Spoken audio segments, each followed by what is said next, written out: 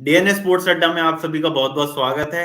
Fifth test day 2 पर रोहित शर्मा शुभमन गिल ने लगाई है मतलब सेंचुरी, और उसके साथ ही सरफराज और देवदत्त पाटिकल जिनका डेब्यू भी था, दोनों ने 50 भी ठोक दिया। तो टीम इंडिया जो है 255 रन आ गया है। और इस मैच की बात करें तो अब इंग्लैंड मेरे को लग रहा है कि बिल्कुल बाहर है। आज हमारे साथ अभी शशांक नहीं है, लेकिन कल हमारे डे 1 पर ही प्रिडिक्शन थी कि 250 रन के करीब लीड रहेगी। तो लव वो तो हमारा प्रिडिक्शन सही हुआ, टीम इंडिया उसी करीब पे ही है। 8 विकेट गिर चुके हैं। बुमराह और कुलदीप यादव की बाद में पार्टनरशिप भी काफी अच्छी रही। तो ओवरऑल देखे तो अब ये दिन तो काफी अच्छा गया। और रोहित शर्मा शुभमन गिल के शतक आने से ये कि टॉप ऑर्डर अब बिल्कुल कह सकता हूँ कि बैठ चुका है टीम इंडिया का।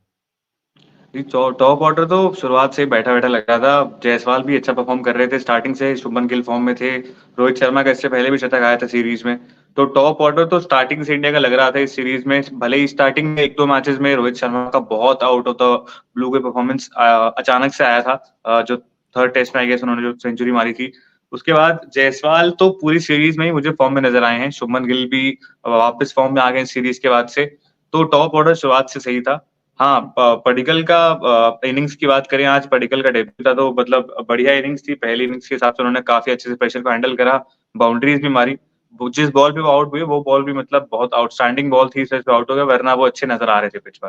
और सरफराज भी जिस तरीके से नजर आ रहे हैं पूरी सीरीज में, अब तक कहीं भी ऐसा नहीं लगा कि कोई खराब शॉट मार के आउट हुए हैं कुछ ऐसा। वो मतलब किस्मत की बात होती है, उस वजह से आउट जाए, वरना उनकी सेंचुरी मुझे बहुत जल्द नजर आ रही है। जी, सेंचुरी तो हमें भी उम्मीद थी सरफराज से। उनके पास आज पूरा मतलब कहेंगे मोमेंटम भी था। गेम जो टीम इंडिया के लिए हमने देखा कि पहले सेशन में 120 रन से ज्यादा बने और एक भी विकेट नहीं गवाया। फिर उसके बाद 2 विकेट लगातार गवाए, लेकिन जो पर्टिकल और सरफराज खान की पार्टनरशिप है वो भी 100 रन से ऊपर रही। आज के अगर हमको आपको स्कोर कार्ड अगर आपको बता दे तो उसमें कुछ बहुत ही ज्यादा रिमार्केबल परफॉर्मेंस दिखी है हमें। तो उसमें कुलदीप यादव हमें अभी बैटिंग करते हुए दिख रहे हैं, और उनके साथ जसप्रीत बुमराह बैटिंग कर रहे हैं। कुछ ही देर में आपके साथ मैं स्कोर कार्ड भी पूरा शेयर कर देता हूँ कि किसने कितना अच्छा परफॉर्म किया है। जिसमें अगर हम देखें तो यशस्वी जायसवाल जो कि अगर कल आउट हुए थे उसमें 57 रन उन्होंने मारे 58 बॉल में। उसके बाद रोहित शर्मा ने 103 रन मारे 162 बॉल में। और शुभमन गिल 110 रन 150 बॉल में 73 की स्ट्राइक रेट, और छक्कों की भी मतलब बारिश हो गई है। 5 छक्के शुभमन गिल ने मारे, रोहित शर्मा ने 3 छक्के मारे। पर्टिकल की बात करें तो उन्होंने भी अच्छा मतलब पहले डेब्यू में ही 50 मार दी है 65 रन की। और सरफराज खान की तीसरी 50 हो गई है इस सीरीज की, और जो कि उनकी डेब्यू सीरीज भी है। तो वो भी अब धीरे धीरे अपना मतलब पैर पूरा जमा रहे हैं, क्योंकि दूसरा अगर जो उनका मैच था उसमें हमने देखा था कि वो इतना अच्छा परफॉर्म नहीं कर पाए थे। नहीं, सरफराज खान और मैं तो देवदत्त पडिक्कल की भी तारीफ करूंगा। 10 चौके मारे और एक छक्का। डेब्यू में एक कहीं ना कहीं प्रेशर रहता है, इतने टाइम बाद आपको मौका मिल रहा है टीम इंडिया से खेलने का, उसका एक अलग प्रेशर रहता है। स्टार्टिंग में हमने देखा था, आईपीएल से शुरुआत हुई थी, आरसीबी में जब खेल रहे थे तो काफी हाईलाइट हुए थे। उसके बाद आरसीबी ने ड्रॉप करा, राजस्थान रॉयल्स में गए, बहुत ज्यादा मौके नहीं मिले, मगर उसके बावजूद परफॉर्म करते रहे डोमेस्टिक सर्कल में। उसके बाद जिस तरीके से चांस मिला उसको दोनों हाथों से लपका और हाफ सेंचुरी मारी। जिस तरीके से बैटिंग कर रहे थे, बहुत कॉन्फिडेंट नजर आ रहे थे। ऐसा लग रहा है कि आने वाले टाइम में और मौके मिलेंगे तो कुछ बहुत अच्छी इनिंग्स मेरे को देखने को मिलेंगी।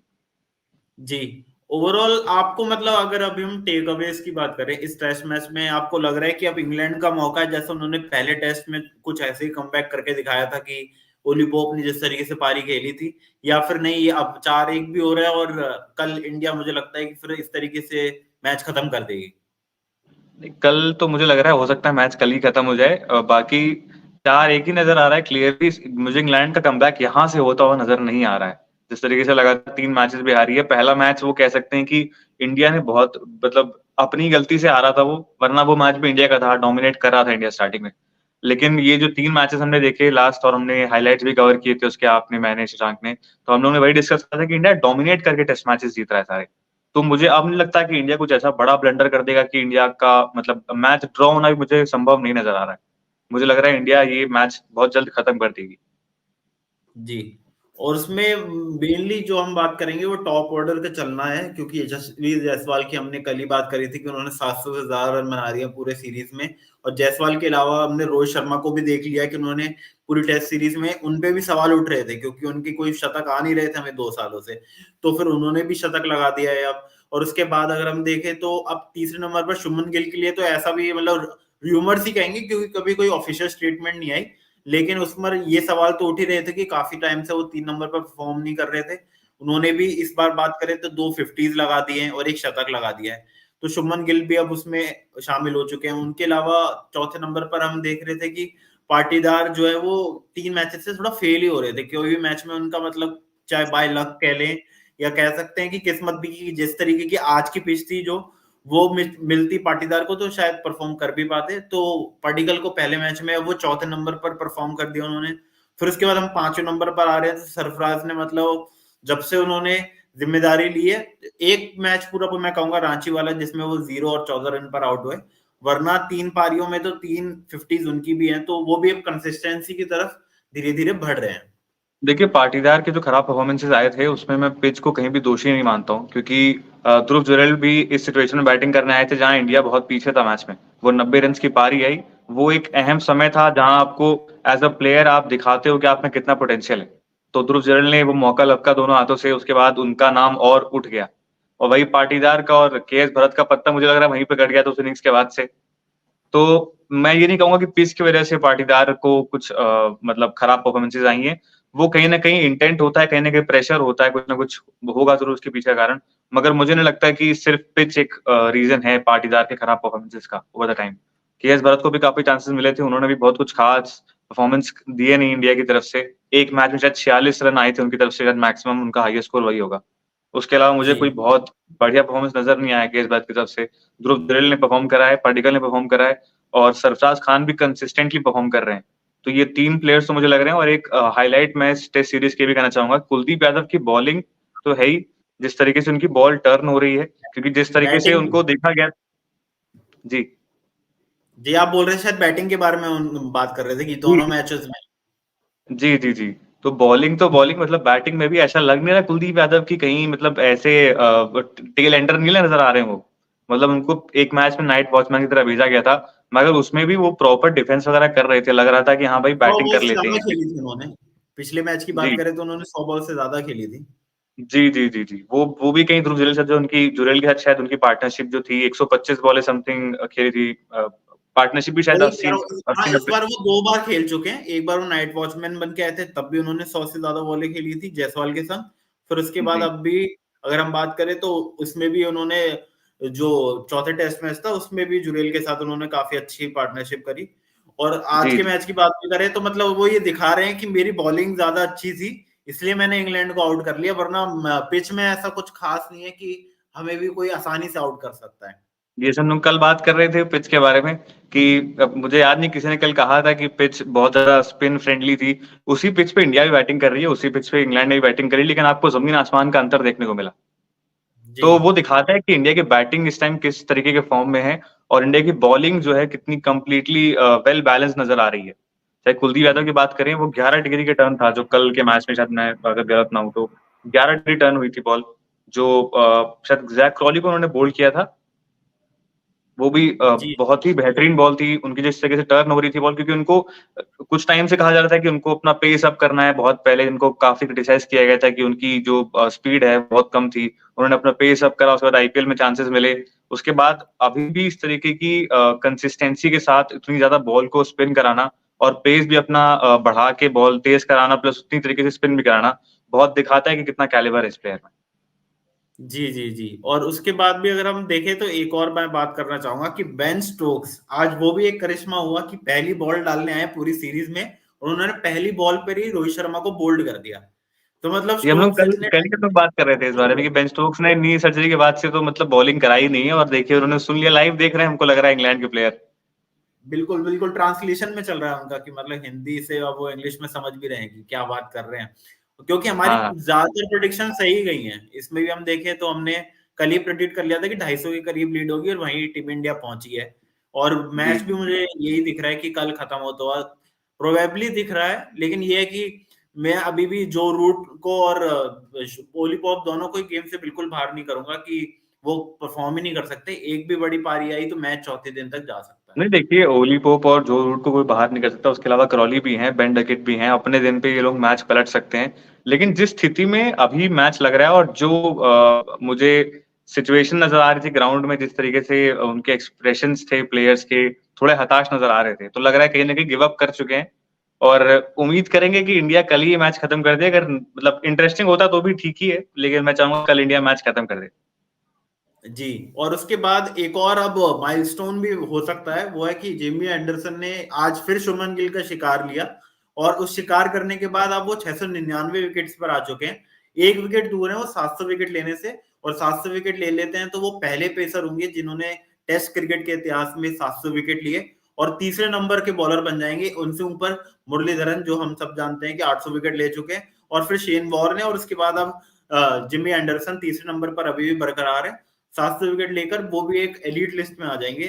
तो आज उनका भी देखा कि हमें एक बैंटर भी चल रहा था। शुभमन गिल ने आज उनको, जो मेरे को लगेगा कि जो अगर शॉर्ट ऑफ द अगर हम पूरा सीरीज कहेंगे तो उन्होंने स्ट्रेट ड्राइव मारा था, छक्का गया वो सीधा।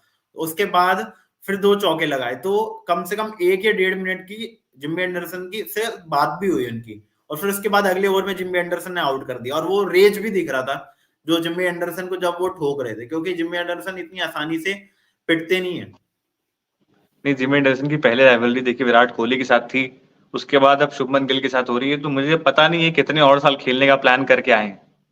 अब गिल के बाद जी भी कोई जी। आ रहा होगा कहीं रिंकू सिंह के साथ भी इनकी राइवलरी चालू हो जाएगी। क्योंकि एंडरसन तो मुझे लग रहा है अभी कम से कम जिस हिसाब से इनकी फील्डिंग है, जिस हिसाब से दौड़ रहे हैं ग्राउंड में, प्रैक्टिस करने भी कितनी बार कमेंटेटर्स को कहते हुए सुना गया कि प्रैक्टिस करने भी आधा घंटा पहले आ जाते हैं, नेट सेशंस में भी पहले आ जाते हैं। तो जिस हिसाब से फिटनेस मेंटेन कर रखी है, मुझे लगता है अभी 1-2 साल और टेस्ट खेलेंगे। जी, जिम्मी एंडरसन का करियर तो इस तरीके से ही रहा है, और राइटीज के लिए वो हमेशा खतरनाक रहे हैं। आज भी उन्होंने अंदर आती हुई बॉल पर ही आउट किया। शोएब बशीर मैं कहूंगा काफी ज्यादा एक्सपेंसिव गए, लेकिन उन्होंने भी विकेट्स तो लिए ही हैं। अल्टीमेटली आपको ये टेस्ट क्रिकेट विकेट्स का ही गेम है। इंडिया ने रन इतने ज्यादा बना दिए कि पार्टनरशिप शुरुआत में बहुत बड़ी बड़ी हुई, वरना जो बीच में हल्का सा कोलैप्स भी कहेंगे कि 7 रन के अंदर ही 3 विकेट गिर गए थे। तो ओवरऑल थोड़ा इंडिया को और इम्प्रूव कर सकती थी, वरना इस टेस्ट मैच में अभी तक तो टीम इंडिया ने कोई गलती नहीं की जी, मुझे भी ऐसी गलती नजर नहीं आई। बस वो ध्रुव जुरैल से मैं और उम्मीद कर रहा था कि हो सकता है वो भी कहीं ना कहीं एक हाफ सेंचुरी मार देते तो फिर बिल्कुल सोने पे सुहागा हो जाता। है। लेकिन उन्होंने थोड़ी शोएब बशीर की जल्दबाजी कर तारीफ दी। करनी होगी, जिस तरीके से बॉलिंग करा रहे हैं थ्रू आउट द सीरीज। बहुत ज्यादा मतलब स्टार्टिंग में उनको लेकर काफी चर्चाएं हुई थी पहले टेस्ट में जब खेल नहीं पाए थे। तो एक कहीं ना कहीं उस बात का भी प्रेशर रहता है कि मैं परफॉर्म कर पाऊंगा कि नहीं कर पाऊंगा, इतने मेरे आने से पहले इतनी बातें चल रही है मेरे बारे में। तो उस चीज को उन्होंने साइड में रख के परफॉर्मेंस दी, विकेट्स भी लिए। तो अभी इस मैच में भी उनके विकेट्स बढ़िया रहे। तो मुझे लगता है कहीं ना कहीं आने वाले टाइम में भी शोएब बशीर आपको लंबे समय तक इंग्लैंड के लिए क्रिकेट खेलते हुए नजर आएंगे, जिस हिसाब से वो बॉलिंग कर रहे हैं, जिससे उनकी बॉल घूम रही है। और एग्रेसिव अप्रोच भी उनका कहीं ना कहीं, कल भी हमने देखा था विकेट लेने के बाद किस तरीके से वो सेलिब्रेशन था। और मतलब अच्छी बॉलिंग के साथ साथ आपका अप्रोच भी बहुत मैटर करता है इंग्लैंड की टीम के लिए, वो बेसबॉल वाला जो रहता है एग्रेसिव वही अप्रोच। अभी थोड़ा इनएक्सपीरियंस है, और इंडिया में उनका पहले टूर है, तो अभी उनको इतना नहीं पता था कि कहाँ पर उनको बॉल पिच करनी है। धीरे धीरे वो सीख रहे हैं, तो उसमें उनको अभी काम करने की जरूरत है। वरना वो मतलब उसमें उनका जो एक्शन है वो बहुत सिंपल है, हाइट उनके पास है तो बाउंस भी उनको मिलेगा।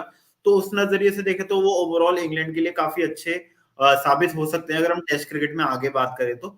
वरना इस सीरीज में तो इंग्लैंड काफी अच्छा जो परफॉर्मेंस था वो कर नहीं पाया, और बेन स्टोक्स ने भी आखिर में आके बॉलिंग करी। यही बॉलिंग अगर वो बीच बीच में करते रहते पैचेस में, तो इंग्लैंड को मुझे लगता है 1-2 विकेट्स भी ब्रेक थ्रू मिलते तो काफी अच्छा होता। नहीं, जब बेन स्टोक्स बॉलिंग कराने गए थे तो मुझे लगा नहीं कि बहुत पहले जैसी धार जैसी उनकी बॉलिंग में थी वैसी धार नजर नहीं है, क्योंकि बहुत टाइम बाद बॉलिंग करा रहे हैं। मुझे नहीं पता कि प्रैक्टिस वो कर रहे थे अभी तक की नहीं कर रहे थे। लेकिन जब से नी सर्जरी हुई उसके बाद शायद पहली बार उन्होंने मेरे सामने बॉलिंग कराई है। टेस्ट मैच में तो बिल्कुल ही नहीं कराते हैं, T20s में मैंने देखा नहीं उनको बॉलिंग कराते हुए। तो उतनी धार नजर नहीं आई, बट ठीक है, विकेट मिल गया। अब उसको किस्मत कहिए जो गई, विकेट मिल गया। अब देखेंगे आगे क्या होता है। जी। और विकेट्स कॉलम की बात करते हैं तो जिम्मी एंडरसन ने 59 रन देकर 1 विकेट लिया। मार्क वुड, जो कि मेरे को अच्छे बॉलर नहीं लगते, शशांक के हमेशा फेवरेट बॉलर रहते हैं, उन्होंने 6 रन की इकोनॉमी से मतलब बिल्कुल ओडीआई वाली बॉलिंग करके 90 रन करीब खाए। टॉम हार्टली भी 126 रन पर 2 विकेट। शोएब बशीर ने ओवर बहुत ज्यादा किए, तो 170 रन देकर उन्होंने भी 4 विकेट लिए। और बेन स्टोक्स की बात करें तो इस बार पहली बार बॉलिंग करते हुए देखे पूरी सीरीज में, और 17 रन देकर 1 विकेट लिया। और सरफराज और मतलब बाकी लोगों को भी वो परेशान कर ही रहे थे मैच में। तो ओवरऑल बॉलिंग काफी अच्छी रही। तो आज तो मुझे अब यही है इंडिया की कल 270-80 तक लीड करके इंग्लैंड को ऑल आउट कर देगी। जी, चांसेस तो ये नजर आ रहे हैं कि इंडिया का लीड हो सकता है। अभी कुलदीप यादव का भरोसा नहीं, कुलदीप यादव को कल हाफ सेंचुरी लगा दें। जिस हिसाब से बैटिंग कर रहे हैं पिछले टाइम से। और जी बाकी जी मुझे लगता है कहीं ना कहीं इंग्लैंड का मार्क वुड का प्रदर्शन भी बहुत एवरेज रहा है पूरी सीरीज में। इंग्लैंड अगर चाहती तो 5th टेस्ट में गस एटकिंसन जो बॉलर हैं उनको मौका मिल सकता था। उनके पास भी वो एक एक्स्ट्रा पेस वाला फैक्टर रहता है कि क्विक बॉलर हैं, यॉर्कर टप्पे पे डालते हैं, उनको एक मौका दिया जा सकता था, क्योंकि देखिए सीरीज तो वैसे भी हाथ से बाहर ही थी। और मार्क वुड बहुत टाइम से मुझे लग नहीं रहा कि जितने भी मौके उनको सीरीज में मिले उन्होंने बहुत कुछ एक्स्ट्राऑर्डिनरी परफॉर्मेंस नजर आया है हमको उनकी साइड से। ऐसी कोई खास बॉलिंग नहीं रही। और मतलब गस एटकिंसन ऐसे बॉलर हैं जो अभी यंग हैं, बहुत ज्यादा एज नहीं है उनको, अभी से अगर आप इंट्रोड्यूस कर देंगे इंडिया की पिचेस पे, इंडियन कंडीशंस पे, तो ज्यादा एक कॉन्फिडेंस आता है कहीं ना कहीं, एक और एक्सपीरियंस में ऐड ऑन होता है वो चीज। तो इंग्लैंड ये चीज कर सकती थी, जी। कहीं ना कहीं इस चीज में मात खाई। और शुभमन गिल ने भी अभी बयान दिया, उसमें एक काफी इंटरेस्टिंग बात उन्होंने ये कही कि पहली बार उनके जो पिताजी थे वो मैच देखने आए थे और उन्होंने उसी मैच में शतक देखा, तो इससे बड़ी गर्व की बात नहीं हो सकती। सॉरी। और दूसरी बात मैं कहूंगा कि उन्होंने जो हम जिस बैंटर की बात कर रहे हैं उस पर उन्होंने बोला कि वो चैट में लीक नहीं करना चाहता, तो मतलब मुझे लग रहा है काफी ज्यादा संगीन और कंट्रोवर्शियल बातें हुई हैं जो शुभमन गिल कह रहे हैं कि वो हम अपने बीच में ही रखना चाहते हैं। शुभमन गिल जो है वो विराट कोहली की लेगेसी को हर तरीके से कैरी फॉरवर्ड कर रहा है मुझे लग रहा है। जी जी जी। अब उनमें भी वो चाहे वो आ बैंटर रहा को है, लेके हो मतलब चाहे गुस्सा, रिकॉर्ड्स। लगते हो काम है मुझे लगता है, लेकिन जिस हाँ। तरीके से अब उनके पास गुजरात टाइटंस की कैप्टनसी भी आई है, तो वो कुछ उनके बिहेवियर चेंजेस आपको देखने को मिल सकते हैं। नहीं, गुजरात टाइटंस में आने के बाद देखिए बिहेवियर में चेंजेस हो, बस इंजरी ना हो, मैं चाहता हूँ। बस। क्योंकि हाँ, अभी हार्दिक तक पांड्या वाला सीन हो गया, पता चला कि भैया यंग खाली करियर आईपीएल आईपीएल खेल रहे हैं, उसके बाद पूरे साल बाहर हैं। जी, लेकिन अभी तक उनका यंग करियर है, तो अभी तक हमें वो इंजरी प्रोन इतना दिखे भी नहीं है शुभमन गिल, और उम्मीद यही नहीं, करेंगे कि फिट वो भी है उनका। यूयो स्कोर भी अच्छा है, वो मतलब फिट है काफी। हाँ मनीष पांडे का भी स्कोर अच्छा रहा है, शुभमन गिल का भी अच्छा है, और विराट कोहली तो खैर माशाल्लाह। जी। तो ओवरऑल आज के दिन पर आपको हमारी पूरी हाइलाइट्स अगर अच्छी लगी है तो हमें लाइक शेयर और कमेंट करें, और डीएनए हिंदी और इंग्लिश के यूट्यूब चैनल को आप सब्सक्राइब भी कर सकते हैं, जिससे आपको हर दिन की स्पोर्ट्स से जुड़ी हुई खबरें भी मिलेंगी।